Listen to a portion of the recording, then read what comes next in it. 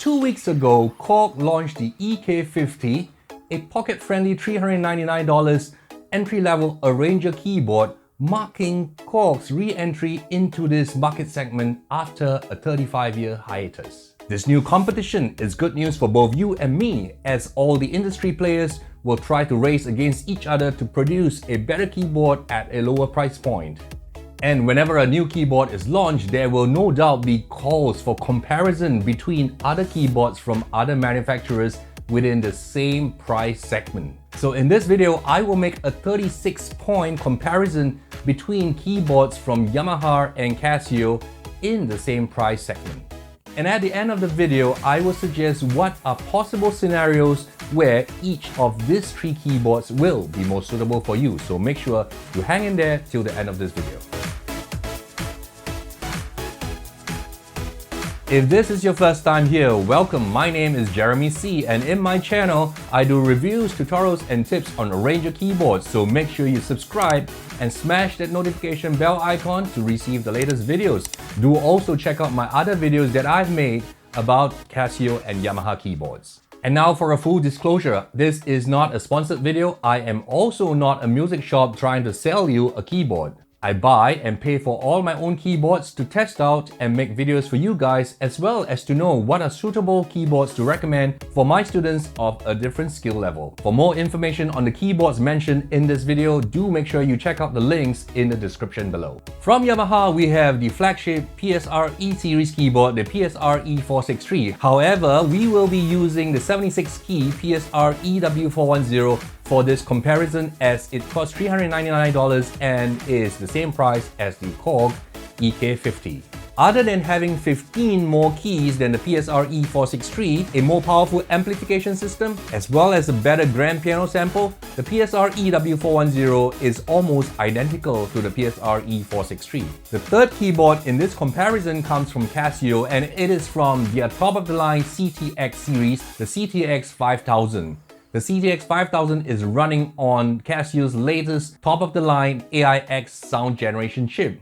And this is the keyboard that we will be using in this comparison. Even though it costs slightly more than the other two keyboards found in this comparison, we will be pitting these three keyboards against each other. The first point we will be comparing is that of price. The Yamaha PSR-EW410 costs the same as the Korg EK-50, which is $399. Therefore, in round 1, Yamaha gets 1 point and Korg gets 1 point. Next, let's look at the number of keys. The Yamaha comes with 76 keys, which is 15 more keys than the Korg EK-50 as well as the Casio CT-X5000. So when playing piano sounds and electric piano sounds, and when trying to use chord on bass, it is really useful to have the additional keys, and therefore in this round, the Yamaha gets 1 point. Next, let's look at polyphony. Polyphony is the number of notes or sounds that can be triggered at the same time. And Yamaha is behind in this segment because the PSR-EW410, in the same way as the PSR-E463, has only 48 key polyphony, whereas both Casio and the Korg EK-50 has 64 notes polyphony, which is really useful if you're trying to do long piano runs or you are trying to layer a lot of sounds without any of the sounds dropping off. Next, for round 4 of this comparison, and we will be looking at the number of voices you can layer on the upper section of this keyboard. And here, Korg takes the prize because it can layer up to 3 voices on the upper level, whereas Casio and Yamaha only allows a layering of 2 voices. However, being able to layer 3 voices on the upper section is also a double-edged sword, because I found that the polyphony of 64 notes run out really very quickly when I'm layering 3 sounds on the upper section. Every chord I play, I would have to times that number of notes by 3. So for example, if I'm playing a 4-note chord, I would have to times that by 3. And that would give me 12 notes. That would gobble up 12 notes on the polyphony. And when I'm doing long piano runs that has a piano sound layered with a string sound, layered with a pad sound, the 3 voices plus the piano runs, at the end of the run, I do hear a couple of notes that actually drops off from the beginning of that run. For round 5, let's look at the number of voices you can layer on the left side or the lower part of the keyboard. In this section, Casio wins because Casio allows you to layer up to 2 voices on the lower part of the keyboard, whereas Yamaha and Korg only allows 1 single voice on the left side of the keyboard. For round 6, let's look at the number of available voices on each of this keyboard. The Korg EK-50 has 702 voices, the Yamaha has 758 voices, and the Casio CT-X5000 is the winner in this section with 800 voices. However, having a lot of voices does not mean that that keyboard is the best. So next, let's talk about the quality of the voices in the keyboard and how realistic and usable they are. So here, I am giving my opinion. It is not a hard specification. For Korg EK-50, I feel that the strength is in their keyboard sets, which has been pre-programmed in the factory to have really nice layers and very good effects applied in a way that allows me to get ready to play very quickly and immediately without having to delve into very deep levels of editing to get a specific sound I want. The Korg EK-50 strength is also in that it has a really good grand piano sample, some nice piano and pad combination. The guitar sounds and the saxophone sounds are also very realistic on the Korg EK-50. Yamaha's strength here is in their sweet voices. So for example, the flute voices, the harmonica voices, and the saxophone voices. Yamaha is simply unbeatable in this segment. It also helps that Yamaha has given the PSR-EW410 a very good grand piano sample as well that befits its 76 key layout. The strength of the Casio CT-X5000 lies in its electric piano sounds as well as its synth sounds. So this is where, if you are intending to do EDM music, the Casio CT-X5000 is very much more suitable for you.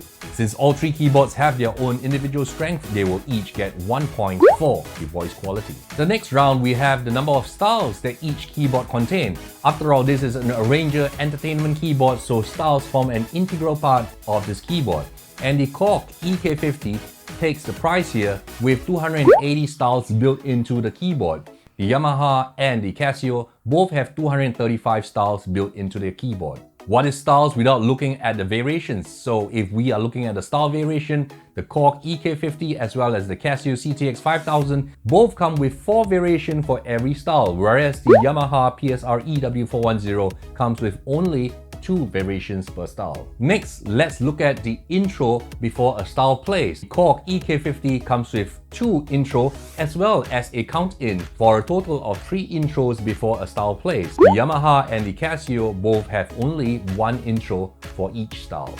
In the same manner, the ending that's available for each style, the Korg EK-50 has 2 endings available for each style, whereas the Yamaha and the Casio both have only 1 ending for each style. Another integral part of a style is where the fill-ins are concerned. And in this segment, the Casio wins hands down because it has 4 fill-ins per style, whereas the EK-50 and Yamaha has only 2 fill-ins per style. For the next round, let's look at style editing. So the EK-50 and the Yamaha PSR-EW410, in the same way as the E463, has no ability to edit a style. It has ways to turn off parts of a style as it's playing, but there is no way to go deep into a style and delete certain notes, replace notes, or even create new styles. And this is where Casio CT-X5000 wins a point. It has in-depth style creation and style editing function. A keyboard can have a million styles, but what is crucial is the quality of the styles. Is it well programmed? Does it feel lively? Does it feel real? Does it feel groovy? And in this respect, from my own experience of having played with numerous Korg keyboards, numerous Casio keyboards, ranging from the Casio CT-X, CTK line, the Yamaha PSR takes the point for having the best styles in this segment.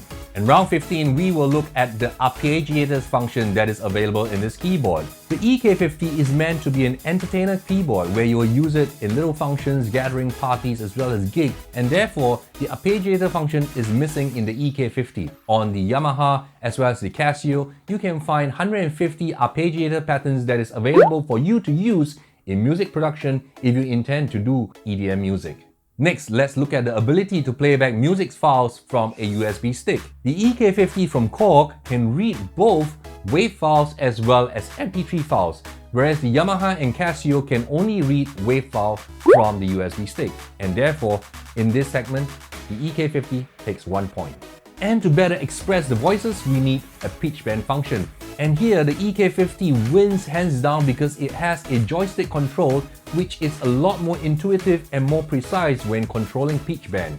The Casio CT-X5000 and the PSR-EW410 comes with a pitch bend wheel, but it does not offer the precision that a joystick offers. And therefore, the EK-50 takes 1 point here. Next, let's look at the modulation wheel. And the same joystick that is used for pitch bend on the EK-50 can be used for activating the modulation as well. It can also be used to trigger tremolos on organs. And this is where it is really useful because with just one joystick, I can control both the pitch bend and the amount of modulation for the sounds that I'm playing. Whereas on the Yamaha PSR-EW410, I have to deal with 2 wheels to control both the pitch bend and the modulation. The Casio CT-X5000 in this instance is the one that loses out because the modulation is just a button that you can turn on and off. It does not offer a precise control of the modulation compared to the EK-50 and the Yamaha keyboard. For round 19 of this comparison, let's look at the registration banks that is available for the user to store their own registration settings. The Casio has a massive 128 slots that the user can use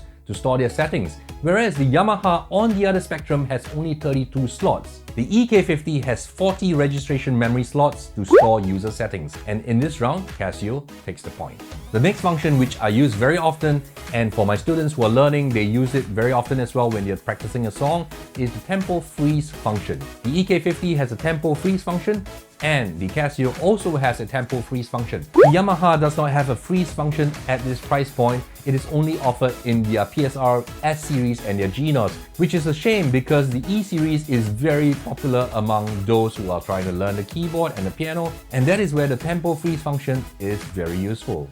In this round, we will be looking at the sequencing capabilities of these 3 keyboards. If you intend to do any sort of music production and want to layer multi-track recordings, the Casio is the most suitable for this job because it allows you to layer up to 17 tracks. The EK-50 allows you to record 12 tracks, and the Yamaha is the one that's most lacking in this department. It only allows you to layer up to a maximum of 6 tracks.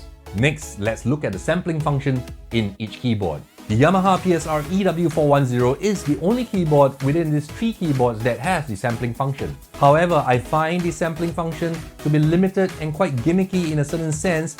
Nonetheless, kudos to Yamaha for including the quick sampling function in this price range, and therefore 1 point goes to Yamaha. What good is a sequencer if we don't talk about the song editing capabilities on these keyboards? The Casio and the EK-50 offers both overdub as well as punch-in, punch-out recording functions. The Yamaha has no such function, therefore the Casio and the EK-50 both take a point each. However, when we talk about really deep song editing function, we are talking about going in and editing individual notes, individual events. The Casio is the one that wins hands down because the other 2 keyboards doesn't offer you very deep level song editing capabilities. For round 25 of this comparison, we will be looking at the user interface of these 3 keyboards. There is no point having a keyboard that is really powerful, lots of nice voices and stuff, but it is such a pain to use and you have to go through loads and loads of manual and go really deep in the sub-menu to find the functions that you need. Especially when you're trying to play live, having all the functions within your fingertips is really important. And in this instance, the EK-50 is the winner because most of the buttons can be found on the panel itself. If you want to turn on and off parts for the styles, it is there. If you want to turn on and off layers, it is there. Whereas for the Yamaha PSR-EW410, most of the functions are actually hidden in the function button, and having to scroll through the button many times to get to the specific function you want can be quite a pain. And out of the 3 keyboards, the one that is a nightmare to use in terms of the user interface is the Casio CT-X5000. I understand it is a very powerful keyboard. There are a lot of capabilities, but it is so non-intuitive and you have to go through the manuals, and even after reading the manuals, there are many of the functions that just doesn't seem very logical and doesn't seem apparent. I personally know of a few musicians who have got the CT-X5000. They are really impressed with it, but the user interface and the complexity of doing something just disappoints them, and they have returned the keyboard or have sold the keyboard. And in this instance, the Korg EK-50 takes the point. Next, let's look at auxiliary in, and all three keyboards have auxiliary in and each of them all take a point. Next, let's look at output options, and all these three keyboards have a pair of 1/4-inch output that you can connect to an external PA system or a pair of monitor speakers for much better sound. And for round 28, we will talk about microphone input. And here, Casio CT-X5000 is the only keyboard that allows you to plug in a microphone and sing along and perform along with the keyboard. For round 29, let's look at the USB socket. Does the USB socket output a USB audio just like an audio interface for you to connect directly to the computer for recording? For this instance, only the Yamaha PSR-EW410 has the capability of an audio output via its USB jack to the computer for recording and editing. However, I have heard news from credible sources that the USB jack on the EK-50 will be enabled to output USB audio somewhere in the near future. However, for now, this round goes to Yamaha. Let's look at the speaker amplification system, and the Casio is the most powerful here with 15 watts times 2, whereas Yamaha's amplification system is just 12 watts times 2. On paper, the Korg EK-50 has the weakest amplification system with 10 watts times 2. On paper, the Casio CT-X5000 wins this round, which brings me to the next round. Let's talk about speaker quality and the sound that comes out from a user perspective like myself. When I played on each of these three keyboards, the one that sounded the best, the most neutral, and the one with the most punch is actually the Korg EK-50. The Casio, even though it has the most powerful amplification system, just lacks that little sparkle in that sound. And I was surprised that on the Korg EK-50, the keyboard actually sounded better through the speakers than through headphones. Whereas for the Yamaha and the Casio, they both sounded better when I plugged in a set of good headphones. In this round, we will be comparing portability with reference to battery power. The Casio CT-X5000 does not accept battery power, and the Yamaha PSR-EW410 needs 6 D-size batteries, and the Korg EK-50 takes 8 AA batteries. In this instance, the EK-50 wins the points because the AA batteries are the easiest to find. If you run out of juice anywhere when you're on the road, you can very quickly pop over to a convenience store and find yourself a set of AA batteries. D-size batteries are a little harder to come around. Next, let's talk about pedal inputs. How many pedals can you connect to the keyboard to control the various functions of the keyboard? In this instance, Casio takes the cake. Casio has 2 pedal inputs, whereas the EK-50 and the Yamaha has only 1 pedal input each. In terms of portability, let's also look at the weight of each keyboard. It is amazing that the Casio has built this keyboard to be really lightweight, and the entire keyboard only weighs a featherlight 7 kilos. The EK-50 is slightly heavier, 500 grams more at 75 kilos. The Yamaha PSR-EW410 having more keys would of course weigh a little bit more at 8.4 kilos. In terms of weight, the Casio wins a point here. However, in making a keyboard as light as possible and as portable as possible, something must be sacrificed. Next, let's talk about the build quality. I have played on all 3 of the keyboards. The Korg EK-50 feels the most well built. It feels like it can take a bit of trashing around. It feels like if you bring it around and you give it a couple of knocks, it will survive. The Yamaha and Casio just feels a little bit less well built than the EK-50. Finally, the final round of this comparison is when it comes to firmware update. Will any of this keyboard be able to future-proof itself by having a firmware update function? Whenever a manufacturer decides to add a new function because of requests of users, or if there are bugs that they find later on after releasing the keyboard, the manufacturer can release a firmware update to update the internals of a keyboard. And the Casio and Korg EK-50 has that function. Yamaha does not have a firmware update function, which means when you buy the keyboard, that's just about it. If there are bugs or something that doesn't work in there, too bad. Now that we have covered all 36 points, you can see that there is no clear winner because the EK-50 has 20 points and the Casio CT-X5000 has 20 points each. The Yamaha is lagging behind with only 9 points, and that is because the PSR-E series hasn't got a proper revamp for the past half a decade and the age shows. Whereas the Casio CT-X with its AIX chipset and the Korg EK-50 These are brand new entrants to this segment, and it brings with it new technology, new functions, and it shows here. Now, if you are looking to spend $399 or plus and minus around there for a keyboard, what do I recommend? This is what I recommend. If you intend to do music production, if you intend to do a lot of multi-track recording, if you intend to do electronic dance music, I would suggest the Casio CT-X5000. If the bulk of what you do is mainly to play solo in gatherings, in gigs, and you're playing a lot with styles and you love to have nice lush sounds, I recommend the EK-50 because it's really easy to use. It's not intimidating even if you're seeing the keyboard for the first time. The sounds are all really very usable. The styles are decent. If you're someone where sampling is important to you and the quality of the styles is important to you, then that is where Yamaha excels. And it also helps that there is a massive number of user-contributed styles on the Yamaha PSR-E series platform. That's it for today. I hope you enjoyed the video. It might have been a little bit long, but I wanted to cover as many points as I can.